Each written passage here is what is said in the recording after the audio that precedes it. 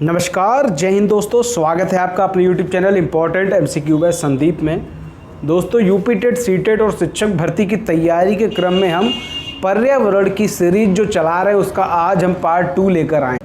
इसी के क्रम में हम आपको 30 अति महत्वपूर्ण प्रश्न उपलब्ध कराएंगे और ये जितने भी वीडियो मैं आपको दूंगा सभी टॉपिक वाइज हैं। मैंने आपको पिछले वीडियो में भी बताया था कि ये चैप्टर 1 के वीडियो हैं और ये जो आपका पार्ट 2 है ये भी चैप्टर 1 का ही है और इसमें कुछ प्रश्न चैप्टर 2 के भी शामिल किए गए हैं। तो जितना भी होगा वो सारा सिलेबस के अनुसार ही होगा। आपको जितने भी वीडियो मिलेंगे सब सिलेबस के अनुसार मिलेंगे और आपके इस तरह पूरा सिलेबस तैयार हो जाएगा। तो वीडियो को ध्यान से देखते रहिए, लास्ट तक देखते रहिए। जो भी प्रश्न का उत्तर आपको आता है नीचे कमेंट में फटाफट मेरे बताने पहले बता दीजिए। शुरू करते हैं आज का वीडियो को शुरू करने से पहले निवेदन है, अगर आपने अभी तक चैनल को सब्सक्राइब नहीं किया है तो चैनल को सब्सक्राइब कर लो और घंटी का निशान जरूर दबा लो ताकि ऐसे ही वीडियो का नोटिफिकेशन आपको लगातार मिलता रहे। तो शुरू करते हैं आज का वीडियो। यहाँ पर आपके सामने जो पहला प्रश्न है, वन्य जीव सप्ताह कब मनाया जाता है? आपके सामने ऑप्शन है जुलाई के प्रथम सप्ताह में, अक्टूबर के प्रथम सप्ताह में, 19 अक्टूबर से 26 अक्टूबर, इनमें से कोई नहीं। तो इसका जो सही आंसर होगा वो होगा अक्टूबर के प्रथम सप्ताह। अगर बात करें तारीख की तो 1 से 7 अक्टूबर के बीच में वन्य जीव सप्ताह मनाया जाता है। अगला यहाँ पर जो प्रश्न है, वन्य जीव सुरक्षा परिषद अधिनियम कब पारित किया गया? तो यहाँ पर आपके सामने ऑप्शन है 1960, 1962, 1972, 1975। तो यहाँ पर जो सही उत्तर होगा वो होगा 1972। 1972 में वन्य जीव सुरक्षा परिषद अधिनियम पारित किया गया था। किसके द्वारा? भारत सरकार के द्वारा। आगे देखते हैं, अगला यहाँ पर जो प्रश्न है, एगमार्क का संबंध है। एगमार्क का संबंध किससे है? गुणवत्ता से, पैकेजिंग से, संसाधन से, उत्पादन से। देखो आपने कई जगह पढ़ा होगा, आपने खाने पीने की चीज़ों में लिखा होता है एगमार्क, ठीक है। तो एगमार्क का क्या मतलब है? ये गुणवत्ता से संबंधित एक माप होता है।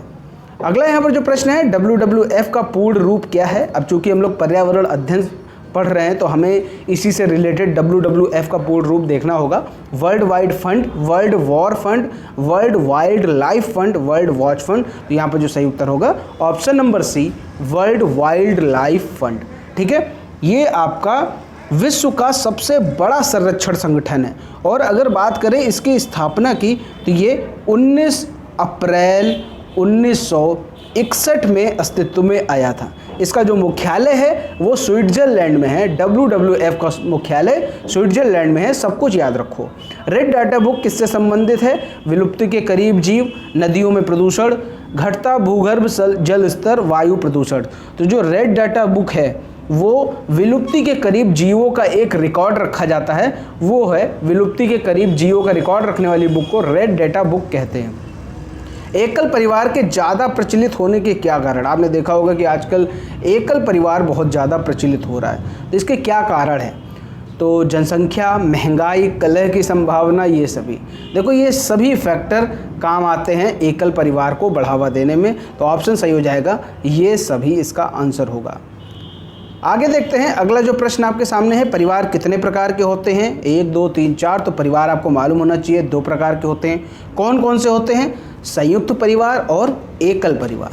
क्लियर हो गई बात? आगे देखो, अगला यहाँ पर जो प्रश्न है आपके सामने, निम्न में से तना नहीं है? मक्का, केला, प्याज, आलू। तो यहाँ पर तना नहीं है, यानी कोई एक ऑप्शन है जो तना नहीं है, बाकी के 3 ऑप्शन आपके तना हैं। जैसे यहाँ पर अगर हम बात करें केला की तो ये तना है, आलू की बात करें ये भी तना है, प्याज की बात करें ये भी तना है, लेकिन जो आपका मक्का है ये तना नहीं है। ये क्या है? ये बीज है। ये भी याद रख लो, मक्का है क्या? मक्का बीज होता है। आगे देखते हैं, अगला प्रश्न है, प्रोटीन में सर्वाधिक मात्रा में पाया जाने वाला तत्व कौन सा है? कार्बन, ऑक्सीजन, नाइट्रोजन या फिर सल्फर। तो जो प्रोटीन होता है वो कई तत्वों से मिलकर बनता है, जैसे कि कार्बन हो गया, ऑक्सीजन हो गया, नाइट्रोजन हो गया, हाइड्रोजन हो गया, सल्फर हो गया, इन सब चीज़ों से मिलकर बनता है। लेकिन अगर यहाँ पर देखें कि सबसे ज़्यादा मात्रा में कौन सा तत्व पाया जाता है तो वो पाया जाता है आपका कार्बन। और इसकी प्रतिशतता कितनी होती है? 50 से 54 के बीच में, 50 से 54% ठीक है। प्रोटीन में सबसे ज़्यादा 50 से 54% कार्बन पाया जाता है। और अगर कहें कि ऑक्सीजन कितना पाया जाता है तो ऑक्सीजन पाया जाता है 21 से 24% के बीच में। नाइट्रोजन कितना पाया जाता है, नाइट्रोजन पाया जाता है 13 से 16% के बीच में। और सल्फर जो होता है वो 0.2 से 7% के बीच में पाया जाता है। अगला यहाँ पर जो प्रश्न है, क्लोरीन की कमी से क्या हो जाता है, ये आपको बताना है। तो क्लोरीन की कमी से आप देख सकते हैं यहाँ पर 4 ऑप्शन दे रखे हैं। दांत व हड्डियाँ दुर्बल हो जाती हैं, प्रोटीन की कमी हो जाती है, भूख की कमी हो जाती है, या फिर उक्त रक्तचाप हो जाता है। तो आपको बता दें जो क्लोरीन होता है, क्लोरीन की कमी से क्या हो जाता है, भूख की कमी लगने लगती है। पेशियों में जो हमारी पेशियाँ होती हैं उनमें ऐंठन आने लगती है। तो यहाँ पर जो सही उत्तर होगा भूख की कमी। अगला यहाँ पर जो प्रश्न है, वसा में घुलनशील नहीं है। देखो इसकी एक बार क्या कई बार ट्रिक बता चुका हूँ पहले वीडियोस में कि 2 तरीके के विटामिन होते हैं। एक तो हो गया आपके वसा में घुलनशील और एक हो गया आपका पानी में घुलनशील। तो आपने अगर एक ट्रिक समझ लो, ये लिखा है कीड़ा, KEDA, कीड़ा। अब ये कीड़ा जो है ये पानी में तो घुलता नहीं, आपने देखा होगा पानी में कीड़ा तैरते रहते हैं, लेकिन जो वसा में होता है ये वसा में घुल जाता है। यानी जो कीड़ा है vitamin K, vitamin E, vitamin D, vitamin A, ये चारों विटामिन वसा में घुल जाते हैं। और ऑप्शन में कौन सा ऐसा विटामिन है जो वसा में नहीं घुलता, वो आपका है विटामिन C। विटामिन C पानी में घुलनशील होता है, विटामिन C वसा में घुलनशील नहीं होता। अगला देख लो, संक्रमण रोधी विटामिन की संज्ञा किसे दी गई है। संक्रमण रोधी यानी सबसे ज़्यादा संक्रमण का अपोज जो करता है, यानी जो हमारे शरीर को सबसे ज़्यादा संक्रमण से बचाता है, वो कौन सा विटामिन है। Vitamin A, vitamin C, vitamin D, vitamin K। तो यहाँ पर जो विटामिन A होता है आपका वो संक्रमण रोधी होता है, ठीक। साथ ही साथ विटामिन A का जो रासायनिक नाम है वो भी आपको याद होना चाहिए। विटामिन A का जो रासायनिक नाम है वो होता है रेटिनॉल। और विटामिन A की कमी से होने वाला जो रोग है वो है रतौंधी, जो कि आँखों में होता है। आगे देखो, फोलिक अम्ल की कमी से कौन सा रोग हो जाता है। फोलिक अम्ल, आपको ये पता होना चाहिए कि आखिर फोलिक अम्ल होता क्या है, ठीक है। तो फोलिक अम्ल जो है उसे B9 को कहते हैं। जो विटामिन B9 होता है, विटामिन B9 को हम लोग फोलिक अम्ल या फोलिक एसिड कहते हैं। तो इसकी कमी से कौन सा रोग हो जाता है, इसकी कमी से एनीमिया हो जाता है, यानी रक्त की कमी हो जाती है। अगला प्रश्न है, निम्न में से कौन सा फाइबर पानी में घुलनशील नहीं है।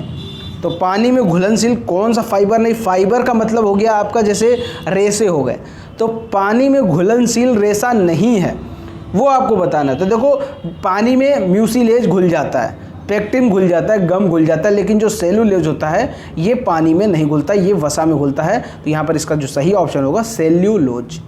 अगला यहाँ पर जो प्रश्न है, एक वयस्क व्यक्ति को प्रतिदिन कितने कैलोरी ऊर्जा की आवश्यकता पड़ती है। 2000, 2500, 2500 से 4000 या फिर 3000। तो एक जो वयस्क व्यक्ति होता है जिसकी उम्र हम कह सकते हैं कि 19 से 65 साल के बीच में होती है, वयस्क व्यक्ति, उसको प्रतिदिन कितने कैलोरी की ऊर्जा चाहिए, उसे चाहिए 2500 से 4000 के बीच में चाहिए, ठीक। अगर कहें कि 10 से 12 वर्ष की उम्र के बालक को कितनी कैलोरी ऊर्जा चाहिए, तो उसे चाहिए 2000, ठीक, 10 से 12 वर्ष की उम्र के बालक के लिए। आगे देखते हैं, अगला यहाँ पर जो प्रश्न दिया गया है, मरासमस रोग किसकी कमी से होता है। मरासमस रोग किसकी कमी से होता है, तो ये आपको पता होना चाहिए। एक रोग होता है मरासमस और दूसरा होता है क्वाशीयोरकर। ये दोनों जो रोग होते हैं वो प्रोटीन की कमी से होते हैं। अगला यहाँ पर प्रश्न है, निम्न में से खरीफ की फसल कौन सी है। तो खरीफ की फसल आपको मालूम है 3 तरह की फसल होती है, रबी, खरीफ और जायद, ठीक है। तो जो रबी की फसल होती है वो अक्टूबर नवंबर में बोई जाती है और मार्च अप्रैल में काट ली जाती है। इसी तरह खरीफ की जो फसल होती है वो जून जुलाई में बोई जाती है और सितंबर अक्टूबर में काट ली जाती है। तो यहाँ पर खरीफ की फसल, जैसे एग्जाम्पल इसके बता दें, जैसे धान, गन्ना, तिलहन, ज्वार, बाजरा, मक्का। तो खरीफ की फसल कौन सी है, मक्का। मटर, चना, जौ, ये आपके कौन से हो जाएंगे, ये आपके हो जाएंगे रबी की फसल के। अगला प्रश्न है, मिश्रित फसल का अर्थ क्या है। 2 से अधिक फसलों को एक ही खेत में साथ में उगाना, या फिर 2 से अधिक कृषक द्वारा एक ही खेत में फसल उगाना, जमीन बंटवारे से पहले की जाने वाली खेती, या फिर उपरोक्त सभी। तो मिश्रित फसल का अर्थ होता है कि एक ही खेत में 2 से ज़्यादा अलग अलग तरह की फसलों को उगाना है। इससे क्या होता है, जो भूमि की उर्वरता होती है वो बढ़ती है। ऑप्शन नंबर ए इसका सही उत्तर हो जाएगा। अगला यहाँ पर जो प्रश्न है, मनुष्य के शरीर की सबसे बड़ी ग्रंथि कौन सी है? तो अगर आपको आती है तो नीचे कमेंट में बताओ कि मनुष्य के शरीर की सबसे बड़ी ग्रंथि कौन सी होती है, अग्नाशय, अमाशय, यकृत या फिर सीकम। तो मनुष्य की सबसे बड़ी जो ग्रंथि होती है शरीर की वो होती है यकृत। और अगर बात करें यकृत का भार कितना होता है, तो ये 1.2 से 1.5 kg तक होता है। ठीक है। और एक चीज़ और बहुत क्वेश्चन आता है कि पित्त रस कहाँ बनता है, तो पित्त रस यकृत में ही बनता है और यकृत को ही लीवर कहते हैं। याद रखिएगा, कहीं अगर यकृत की जगह आपको लीवर मिल जाए तो कंफ्यूज मत होना, यकृत ही लीवर है। अगला यहाँ पर जो प्रश्न है, कृतक, रदनक, अग्रचवर्णक और चवर्णक ये किसके प्रकार हैं? आंत, दांत, जबड़ा, पाचन ग्रंथि। तो कृतक और रदनक, अग्रचवर्णक, चवर्णक ये सभी दांत के प्रकार हैं। आगे देखो, पूर्ण पाचक रस की संज्ञा किसे दी गई है? पूर्ण पाचक रस, सेक्रेटिन, हिपेटोक्राइनिन, अग्नाशय रस या फिर आंत रस। पूर्ण पाचक रस की संज्ञा दी गई है अग्नाशय रस को। अगला यहाँ प्रश्न है, रुधिराणु में नहीं पाया जाता, ऐसा कौन सी चीज़ है जो रुधिराणु में नहीं पाई जाती है? प्लाज्मा, आरबीसी, डब्ल्यूबीसी या फिर प्लेटलेट्स। तो आपको सबसे पहले ये पता होना चाहिए कि रक्त जो होता है, ब्लड होता है जो हमारे शरीर में, उसके 2 पार्ट होते हैं। पहला पार्ट होता है प्लाज्मा और दूसरा पार्ट होता है रुधिराणु। ठीक है। तो जो रुधिराणु होता है उसके 3 पार्ट्स होते हैं, आरबीसी, डब्ल्यूबीसी, रुधिर प्लेट्स। आरबीसी का मतलब है रेड ब्लड सेल्स और डब्ल्यूबीसी का मतलब है वाइट ब्लड सेल्स और प्लेटलेट्स इसका तीसरा पार्ट होता है। तो यहाँ पर रुधिराणु में जो नहीं पाया जाता वो होता है प्लाज्मा, क्योंकि प्लाज्मा कहाँ पाया जाता है? वो पाया जाता है ब्लड में यानी रक्त में। अगला प्रश्न है, मीसल्स रोग किससे जनित है? यानी वायरस से जनित है या फिर आपका बैक्टीरिया से जनित है, प्रोटोजोआ से जनित है या फिर कवक से जनित है? तो ये आपको बताना है। तो जो मीसल्स रोग होता है, सबसे पहले तो ये जान लो इसको हिंदी में क्या कहते हैं, क्योंकि हिंदी अंग्रेजी कभी कभी दोनों पूछते हैं। किसी पेपर में हिंदी में ही पूछ दिया, किसी पेपर में अंग्रेजी में पूछ दिया। तो मीसल्स जो रोग होता है वो खसरा रोग कहलाता है। ठीक है। और ये फैलता किससे है? एक मार्बेली वायरस होता है, मार्बेली वायरस। जैसे मार्बल होता है, आपके घर में पत्थर लगता है मार्बल बोलते हैं, उसी तरह उसका नाम है मार्बेली वायरस। तो इससे ये खसरा फैलता है। ठीक है। और जब वायरस है तो ये वायरस जनित होगा। आगे देखो, अगला प्रश्न है, कुनैन नामक दवा किस पौधे से प्राप्त की जाती? नीम, देवदार, सिनकोना या फिर इनमें से कोई नहीं। तो आपको मालूम है, बहुत पॉपुलर क्वेश्चन है ये। कुनैन किससे प्राप्त होता है? सिनकोना से प्राप्त होता है। और ये कुनैन जो दवा है वो किस रोग में काम आती है? अगर आपको ये पता है तो नीचे कमेंट बताइए। इसका उत्तर हम आपको लास्ट में बता देंगे कि जो कुनैन दवा है वो किस रोग में काम आती है। अगला प्रश्न है, प्रोटीन किनसे मिलकर बना होता है? तो ये आपको पता होना चाहिए, जो प्रोटीन होता है वो सैकड़ों अमीनो एसिड से मिलकर बनता है। तो यहाँ पर जो सही उत्तर होगा अमीनो एसिड या अमीनो अम्ल, जो भी ऑप्शन में आपको मिल जाए। अगला यहाँ पर जो प्रश्न है, मिनीमाता रोग ऐसी मछली खाने से होता है जिसमें सबसे ज़्यादा मात्रा में क्या पाया जाता है? कैडमियम, आर्सेनिक, पारा या फिर ये सभी। तो मिनीमाता रोग ऐसी मछली खाने से होता है जिसमें पारा सबसे ज़्यादा होता है। और दोस्तों ये प्रश्न रह गया था, प्रश्न संख्या 22 के बाद 23 नहीं आया था, 23 यहाँ पर है। आर्थराइटिस विकार है, यानी जो आर्थराइटिस रोग है वो किसका है? पेट का, त्वचा का, दांत का या फिर हड्डियों का? आपने विज्ञापन में भी देखा होगा कि इसकी दवा का प्रचार आता रहता है। आर्थराइटिस ये हड्डियों की बीमारी है। ठीक है। ज़्यादातर घुटनों में लोगों के हो जाता है और उसी का ऐड आता है टीवी पर। अगला यहाँ पर जो प्रश्न है, वयस्क मनुष्य में हड्डियों की संख्या कितनी होती है? 270, 275, 175 या फिर 206?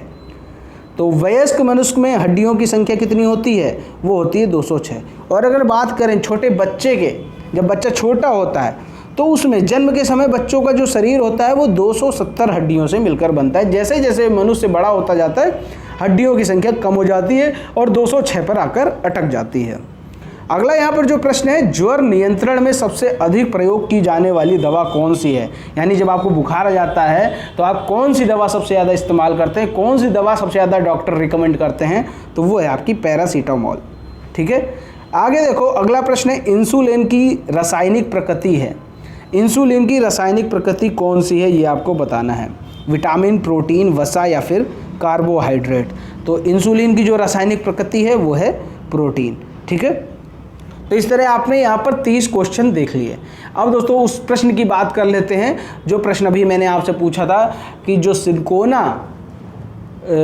वृक्ष से क्विनैन दवा जो प्राप्त होती है हमें, वो किस बीमारी में इस्तेमाल की जाती है। तो वो मलेरिया के उपचार में वो दवा का इस्तेमाल किया जाता है। इंसुलिन का श्रावण किस ग्रंथि से होता है, ये आपके लिए प्रश्न है। इंसुलिन का श्रावण किस ग्रंथि से होता है, अग्नाशय, लीवर, अमाशय या फिर आंत। अब इसका जो भी सही ऑप्शन है नीचे कमेंट बताइए, ये आपके लिए प्रश्न है और इसका उत्तर मैं अगले वीडियो में दे दूंगा या फिर इसका उत्तर मैं शॉर्ट के माध्यम से आपको दे दूंगा। तो उम्मीद करता हूँ ये 30 प्रश्न आपको अच्छे समझ में आ गए होंगे, अच्छे से आपके दिमाग में सेट हो गए होंगे। कोई भी प्रश्न आपसे गलत नहीं होना चाहिए अगर इनमें से कोई भी प्रश्न आपकी परीक्षा में आ जाता है। दोस्तों अगर आपने अभी तक हमारा टेलीग्राम, फेसबुक पेज और चैनल को सब्सक्राइब नहीं किया तो चैनल को ज़रूर सब्सक्राइब कर लो, टेलीग्राम, फेसबुक पेज को ज़रूर ज्वाइन कर लो और वीडियो को अगर अभी तक आपने लाइक ना किया हो तो वीडियो को लाइक कर लीजिए, शेयर कर दीजिए और चैनल को सब्सक्राइब नहीं किया तो चैनल को सब्सक्राइब करके घंटी का निशान जरूर दबा लीजिए। मिलते हैं दोस्तों अगले वीडियो में, तब तक के लिए जय हिंद, जय भारत।